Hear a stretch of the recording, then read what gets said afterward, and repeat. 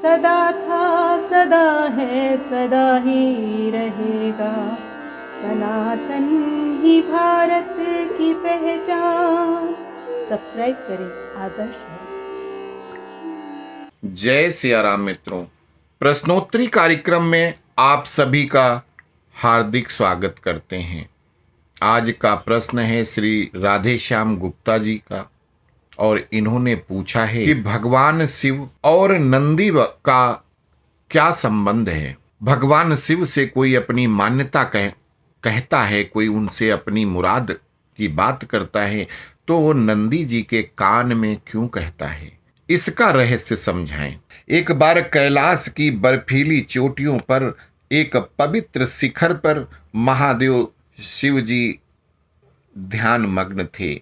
धीरे धीरे ये ध्यान गहन समाधि में विलीन होता चला गया। राम जी के नाम में इतना खो गए भोले बाबा कि वो उनकी समाधि में चले गए। फिर एक बार समाधि में गए तो उनको कोई जगह नहीं पाता है। इतने में मलगी में झूमता हुआ महादेव का परम भक्त गण नंदी आया और नंदी के मन में एक विचार उठता है।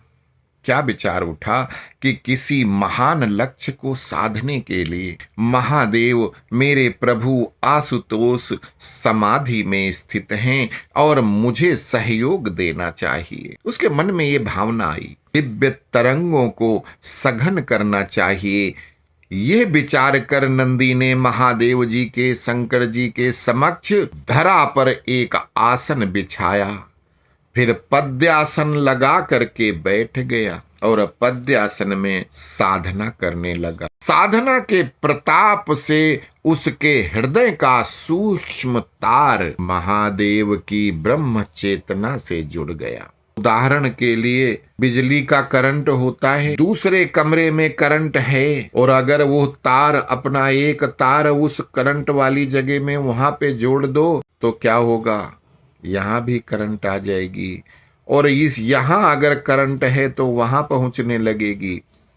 उसी प्रकार से भगवान शिव एक साधना में लीन है, उनका ध्यान श्री राम जी में है। तो वहीं पर नंदी जी ने भी भगवान शिव का ध्यान किया तो उनका ध्यान शिव जी के ध्यान में जुड़ गया। तो यहाँ की करंट वहां जाने लगी और वहां की करंट यहाँ आने लगी और इस तरह से दोनों मिल गए। कुछ समय बाद एक अप्रिय घटना घटी। एक दुष्ट जालंधर नामक राक्षस था जो महादेव शिव से घोर शत्रुता रखता था। वो कैलाश में घुसपैठ कर गया। छल बल से महादेव की भार्या माता पार्वती का अपहरण करके ले गया। शिवलोक में हाहाकार मच गया। देवगण और शिवगण घोर चिंता से व्याकुल हो उठे। उन्होंने सामूहिक निर्णय लिया कि इस दुर्घटना की सूचना महादेव को तुरंत दी जाए। परंतु कैसे दें? महादेव तो गहन समाधि में लीन है, उनको तो कोई जगा ही नहीं सकता। श्री गणपति महाराज ने उन्हें उठाने के भरसक प्रयास किए परंतु विफल रहे। भगवान आशुतोष की समाधि तो शून्यता की अतल गहराइयों में छू चुकी थी। ऐसे में क्या करें? बुद्धि में भगवान श्री गणेश से ज्यादा कोई नहीं है। उन्होंने अपने विवेक का इस्तेमाल किया। उनको एक युक्ति सूझी। उन्होंने महादेव के परम गण नंदी को एक साधन बना लिया और ध्यान में लीन नंदी के कान में सारी दुर्घटना कह दी। उधर नंदी के कान में सूचना गई और उधर महाकाल भगवान के नेत्र खुल गए। महादेव जी समाधि से उठ गए। ऐसा अद्भुत सूक्ष्म जुड़ाव था भक्त और भगवान का। बस तभी से ये ऐतिहासिक घटना एक आराधना पद्धति या प्रथा का रूप ले गई। आज अनेक शिव मंदिर हैं और वो इस प्रकार निर्मित किए जाते हैं जिसमें महादेव या शिवलिंग के ठीक सामने नंदी की प्रतिमा होती है। भक्तजन अपनी मनोकामना नंदी के कान में कहते हैं। मान्यता है कि ये तो कामना आप नंदी के कान में कहते हो, वो सीधा भगवान शिव तक संदेश पहुंच जाता है। मन में जिज्ञासा उठती है कि भला ऐसा कौन सा गुण है जो भगवान इसकी बात को अनसुना नहीं कर पाते। एक दिन यही जिज्ञासा माता पार्वती के हृदय में आई और पार्वती जी ने महादेव से पूछा कि आपको नंदी इतना प्यारा क्यों है। तो महादेव जी कहते हैं क्योंकि नंदी में सेवा और भक्ति दोनों का समन्वय है। उसके सेवा कर्म में शौर्य है, धार है, एक सतत वेग है। उसकी भक्ति आराधना में लय है, समर्पण है, निरंतर सुमिरन है। इसलिए नंदी मुझे प्राणवत प्रिय है।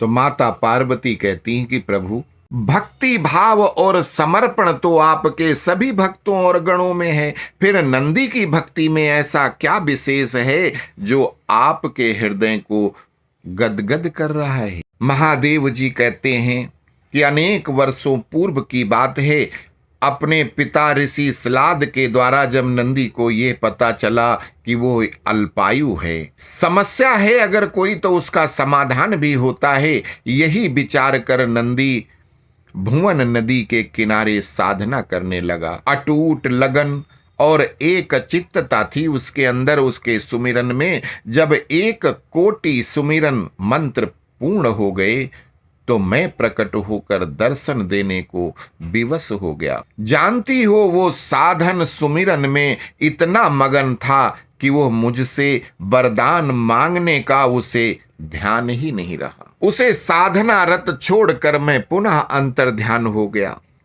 ऐसा एक बार और हुआ।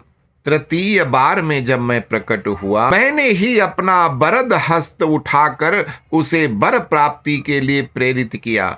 जानती हो देवी, तब भी नंदी ने दीर्घ आयु का वरदान नहीं मांगा। अपनी अखंड साधना का एक ही फल चाहा। उसकी चाहत क्या थी? केवल मेरा सानिध्य, कि मेरे पास रहे।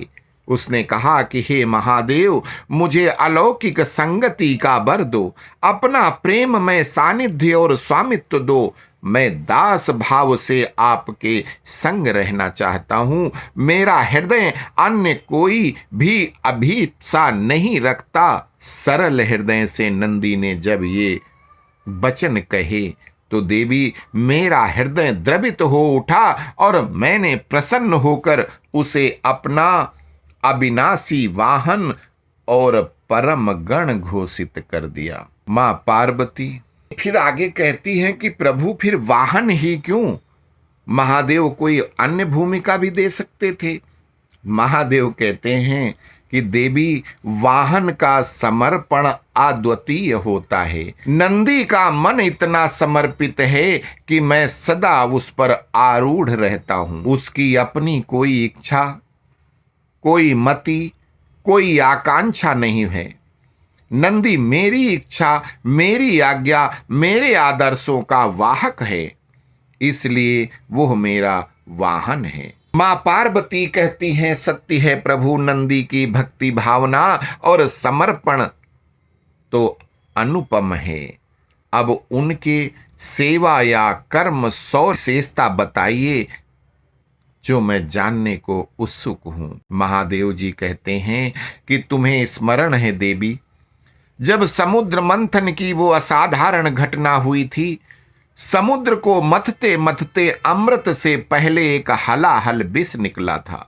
सारा संसार उसकी अग्नि में जलने लगा। सार को बचाने के लिए उस हलाहल विष का पान कर लिया था, परंतु विष पान करते हुए उसकी कुछ बूंदें धरा पर गिर गई थी और इन बूंदों के कुप्रभाव से पृथ्वी त्राही त्राही करने लगी थी। पर तभी मेरे नंदी ने अपनी जीभ से उन विष बिंदुओं को चाट लिया था। देवों ने जब व्यग्र होकर के कारण पूछा, नंदी ने कहा कि मेरे स्वामी ने प्याला भर विष पान किया, क्या मैं सेवक होकर कुछ बूंदें ग्रहण नहीं कर सकता? जगत को त्राण से बचाने और कल्याण के लिए अगर हमारे स्वामी इतना कर रहे हैं तो क्या मैं इतना भी सहयोग नहीं दे सकता? सो ऐसा है मेरा नंदी, उसके कर्म, उसके शौर्य ऐसे ही हैं। नंदी की सेवा निष्ठा अतुलनीय है और इसीलिए नंदी से प्रिय मुझे कोई भी भक्त नहीं है। अस्तु। जय शिव शंकर, जय भोलेनाथ।